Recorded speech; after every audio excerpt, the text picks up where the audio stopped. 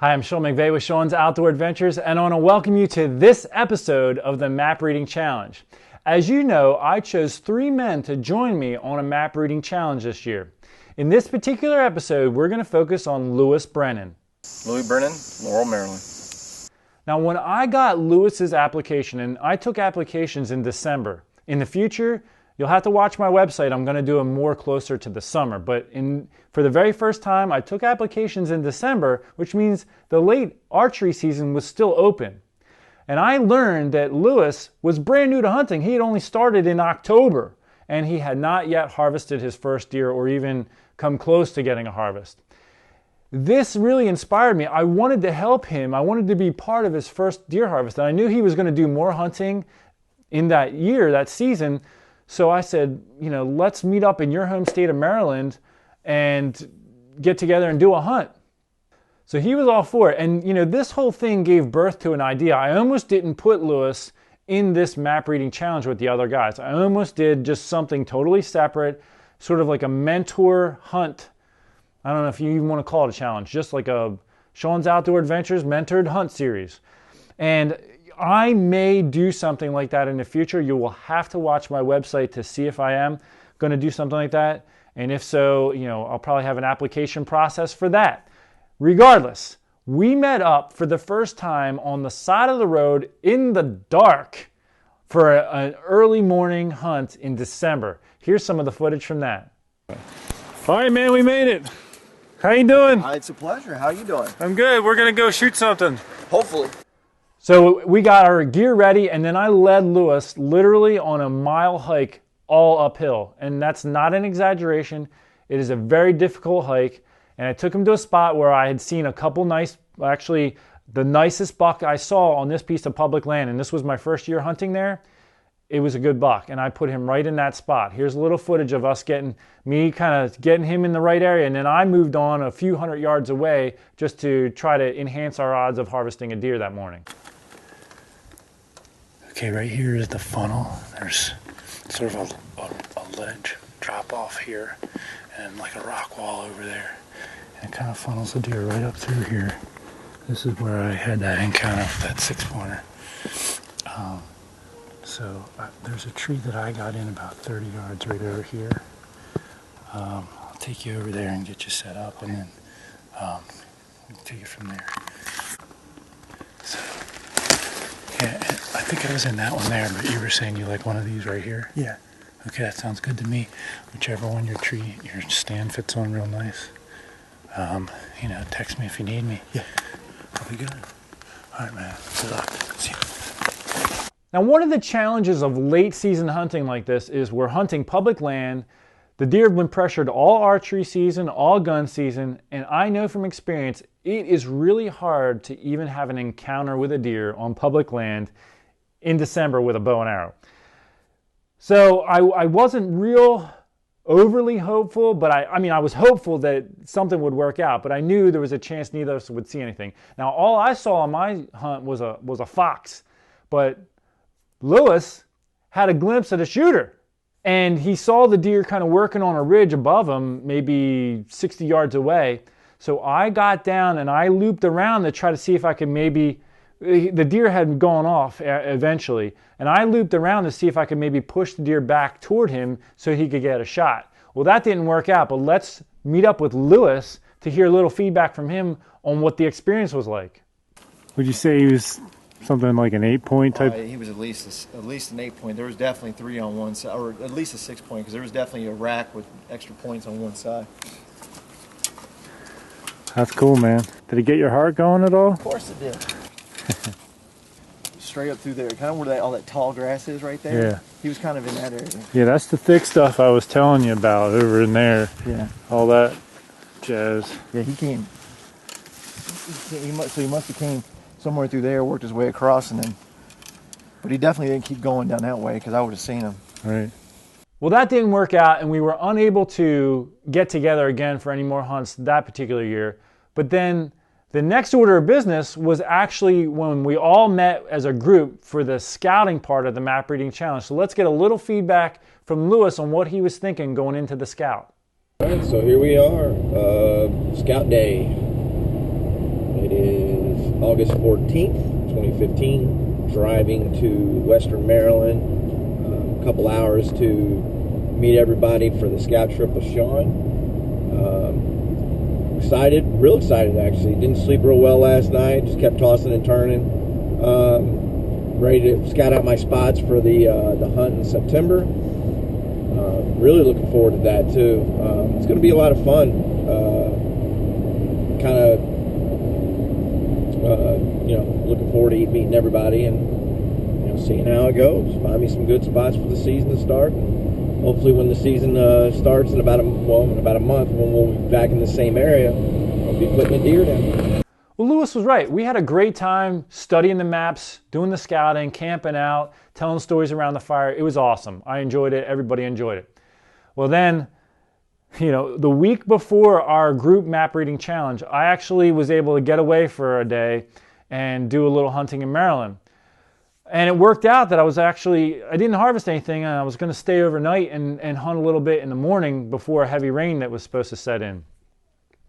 Well, in the process, Lewis and I were texting, and he ended up inviting me to his house. It was a little over an hour away from where I was at, but I was like, yeah, the camaraderie is awesome. Let's do it. So I drove to his house. He had plans to do a hunt on his own the following morning, but I said, do you want to join me? I don't want to interfere with your plans, but he's like, yeah. So I took him to one of the places I had looked at. Now, I scouted all around Maryland to decide where to do the map reading challenge. And there was one area that I went and looked at that looked decent for hunting, but it didn't work well for setting up multiple people like I wanted to do. Because there was going to be 4 of us on the map reading challenge, and it just didn't lay out well to have 4 people hunting. But since it was just 2 of us, I said, hey, let's go to this spot. And I put him in an area where I really thought there was a very, very high chance he was going to get a shot. I thought if either of us was going to get a shot, this is the spot that it's going to happen. Now, when I originally looked at the spot, I walked along this power line at this one point, and I went in the woods about 20 yards to pick out a tree stand location. And when I was telling him this, in the dark, I was like, yeah, I went in about 20 yards, and in my mind, I'm thinking that I'm telling him go in about 20 yards and get set up. And I told him I had set up on the uphill side of this main travel corridor, but the wind's kind of going this way, so you might want to set up on the downhill side so that you're on the downwind side of where they're going to be traveling. Anyway, although I was thinking in my head, go in 20 yards and set up, he kind of took it as, well, Sean looked 20 yards in, but maybe, I need to go a little deeper to get away from where other people have been. So he ended up going in about 80 yards, but he had some action. So here's a little feedback on what took place. Give me a quick play-by-play, man. All right, so, deer trail going that way. I set up, I don't know, maybe another 30 yards on that side. I'm guessing it was. Probably about another 30 yards. And because of you can see how thick it is, I just happened to look down and saw Brown move. I was like, wow, I think that's a deer.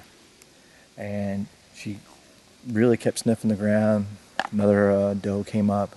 And then by the time I looked around, there was 4 doe just milling around another 15 yards, but they were about 25 to 30 yards away. But I mean, you can see from this stuff, if you're up 15, 20 feet in a tree, that it's a risky shot at best. So they milled around up the trail a little bit. It's not a trail, but they went up that way a little bit, and I was still downwind from them. They went up and then just kind of circled back and started going out this way. Every time a acorn, a tree branch, anything, they would all stop moving. One would grunt and kind of just look around, and they were looking below me but behind me. And I mean, I didn't see anything behind me. I wasn't sure if it was another animal or something. I kept looking around. I didn't see it, but they never saw me. But they just kind of moseyed their way up and took off.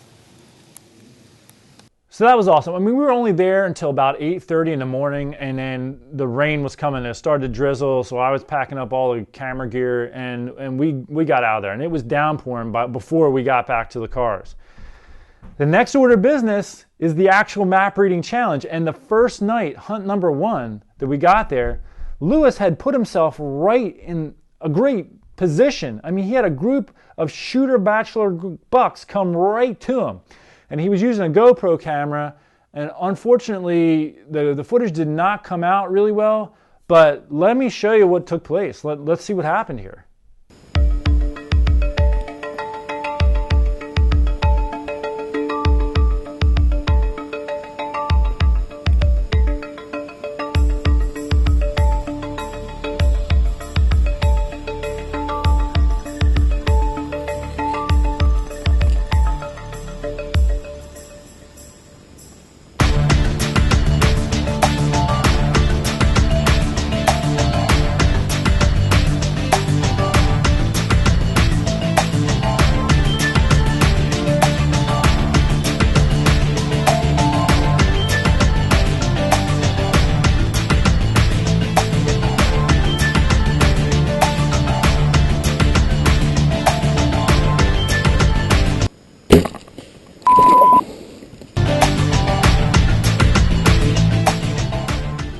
Well, Lewis shot under the real big buck, and one of the other bucks, about a 2.5-year-old, was still nearby.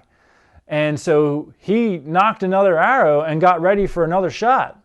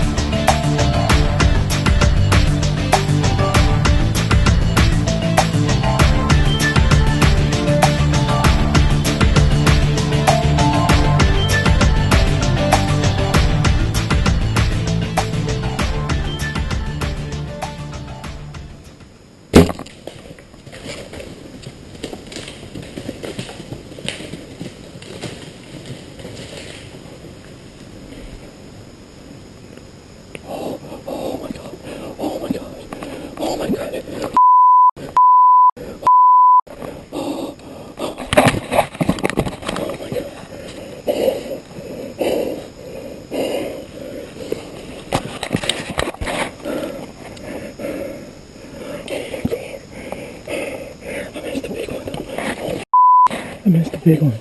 Oh my god. Oh my god. I missed the big one.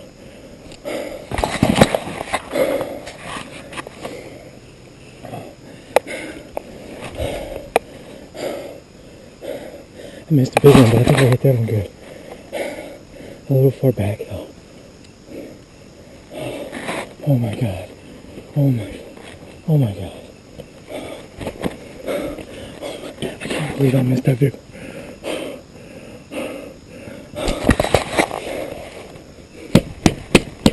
I missed the big one. Oh my god.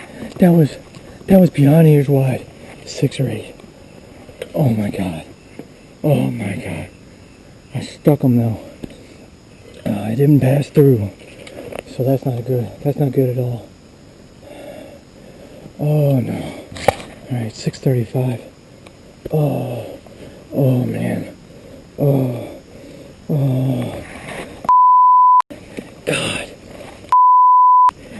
God, I don't even know how I blew that first shot. Oh my god. I guess I just pulled it.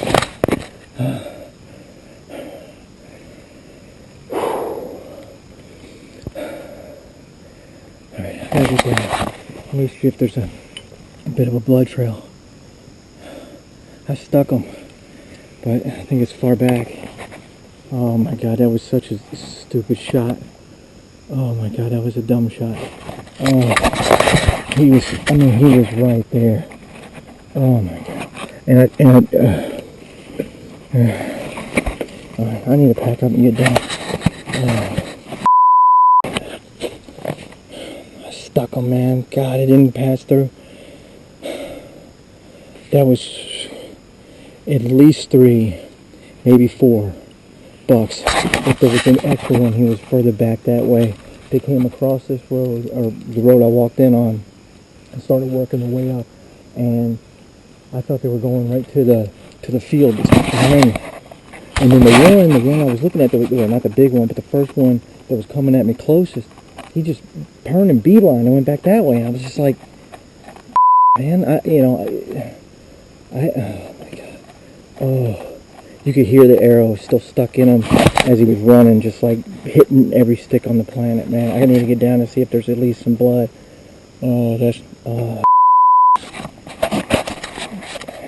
Had a shot at a deer, I'm panicked, so. Lewis hit the deer far back. It was in the guts, and so I said, look, we got to let the deer go overnight. Here's what happens when you hit a deer in the guts. Typically, they'll often only go about 250 yards and bed down. If you walk after the deer too soon, you'll jump it out of this bed. There won't be any blood trail. You're not likely to find the deer. Often, it also takes 6 to 8 hours for a deer to die from a gut shot wound. So what we did is we're going to let the deer go overnight because it could be 8 hours from now till it dies, which means morning time. So the deer's still going to be pretty fresh come morning.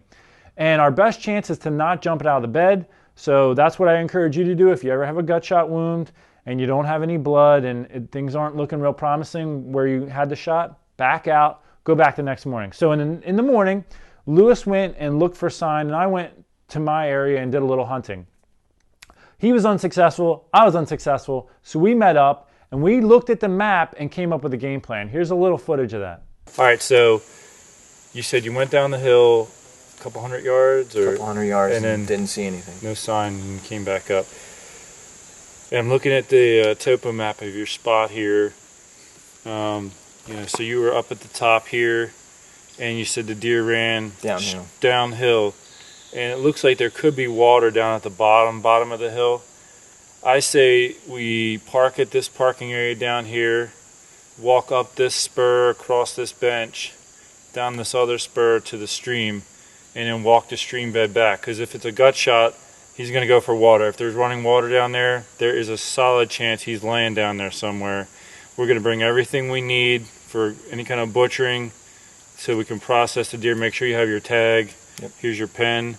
So let's go give that a try just to do our due diligence and give it our full effort to find this thing. Sounds good. Well, I was really excited to find out that there was water in the stream bed at the bottom of the hillside where he was. And we walked over a mile up and down that stream bed hoping that the deer would just be laying in the water because those gut shot deer often tend to go to water. After not finding it in the water, we went up onto the hillside. There were some benches that we scoured, and my heart sank when we came upon this incredibly thick laurel patch. I mean, you literally could not even walk through it. I mean, the deer could have been anywhere in there, and there was just really no chance of us knowing where to look in there, or they can crawl up under any of those and die. So we looked for hours and we were unsuccessful. And then we headed back, and that's when we found that Pat had harvested, as you found out in the last episode. And then we quickly jumped on that with him to help him deal with his deer in the heat of the day. So let's go ahead and jump ahead to the interview that I had with Lewis near the end of the hunt to just get some feedback from him on what his experience was like and what lessons he took from this hunt. Well, Lewis, I got to say thank you so much for joining us on this map reading challenge. I am very, very proud of you coming out here the first night, having a whole bachelor group of bucks come in and getting several shots. Dude, congratulations for that, first of all. Thank you. It was so much fun. I mean, I really can't put it into words how much fun it was to really sit and learn with other hunters. Learn a lot of tips and tricks that I'm going to use next time in my own hunting for sure. You know, to come out here, you haven't even been hunting for a year. You started middle of last October. Here we are, middle of September. I mean, how do you feel about that? I mean, that's pretty incredible to be that inexperienced overall, and then to look at some maps and put yourself in the lap of some really trophy bucks on public land in the middle of the forest on Western Maryland. I mean, how's that? It's got to make you feel good. Tell me what your thoughts are on that. Yeah, so it just goes to show you that, the videos that you've produced, map reading, and just general tips that you had in your videos over time. I've just really absorbed them like a sponge, put it to good use. I mean, and let's be honest, I've never even seen a buck at all in the year I've been hunting. I saw 3 in one night, shot it. Well, let me correct you. You did see one last year, briefly, when we went out that one night or that one morning hunt we met up. Yeah. So this makes 4 bucks, but that one was so far away that the rifle would have been a good shot. So I'm not going to count that. Yeah, don't count but that. 3 within, shooting range, less than 30 yards. I drew back on every single one and let 2 arrows fly on 2 of them. I mean, it was only mainly because of my inexperience with aiming and grunt stopping, all that stuff at the same time, because I had all this stuff going through my head to do. And it just panicked, and I shot him back. We didn't recover him, unfortunately. It would have been a great buck for the whole show because, I mean, it was a solid 6-pointer. Yeah, well, I'm proud of you for that. Well, and that's the challenge of hunting.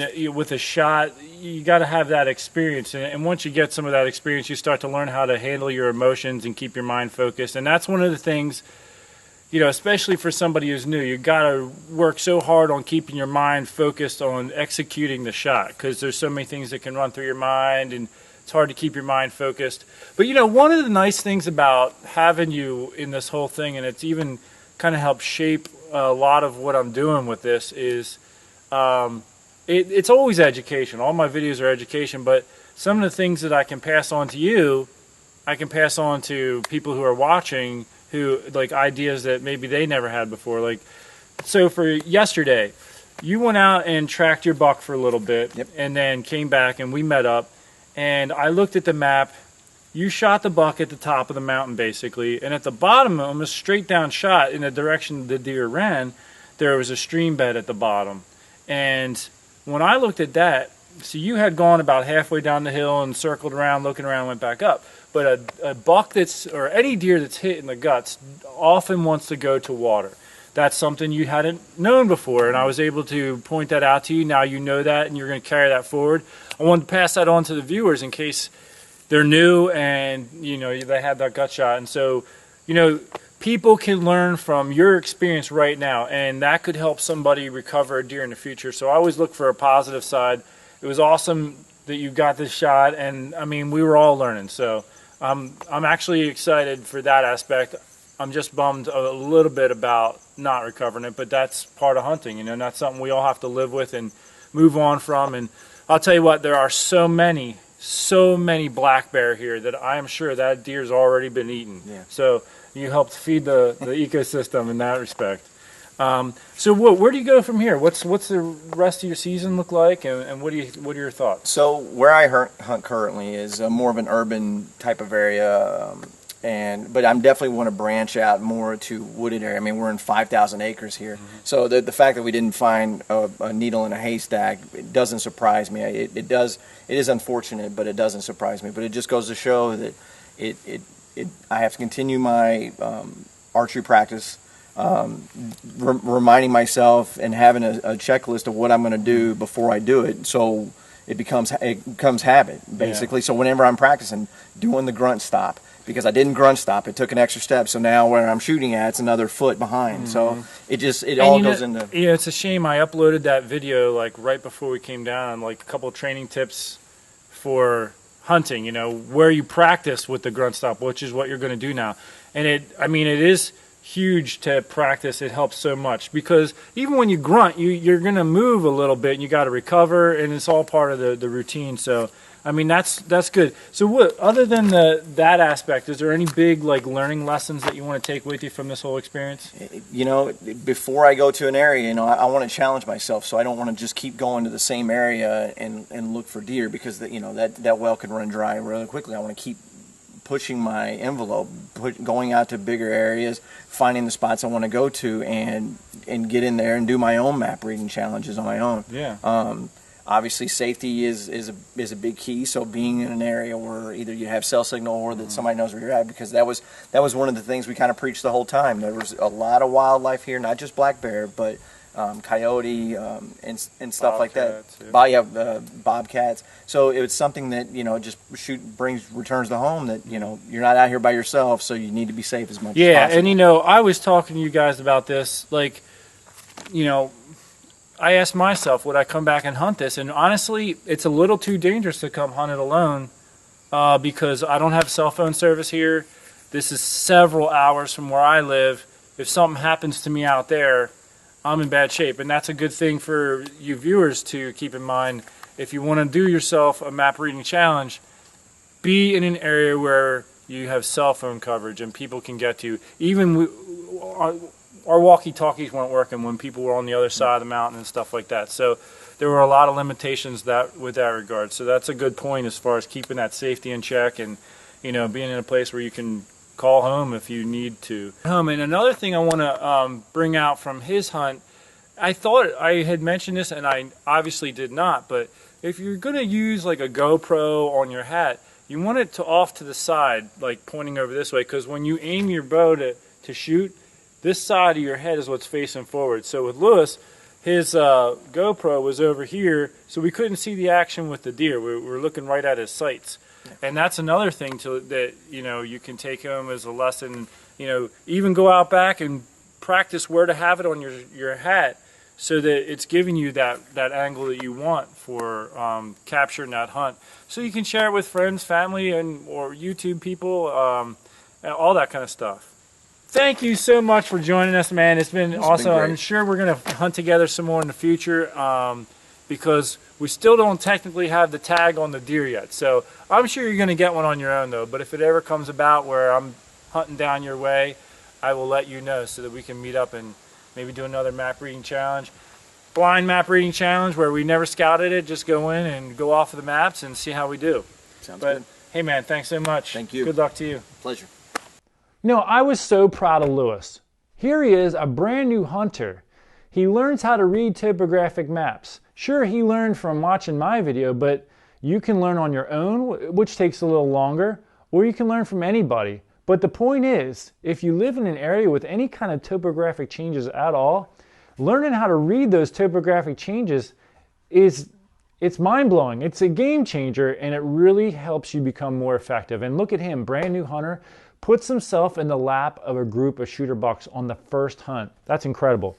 So I just want to look at the scoring system.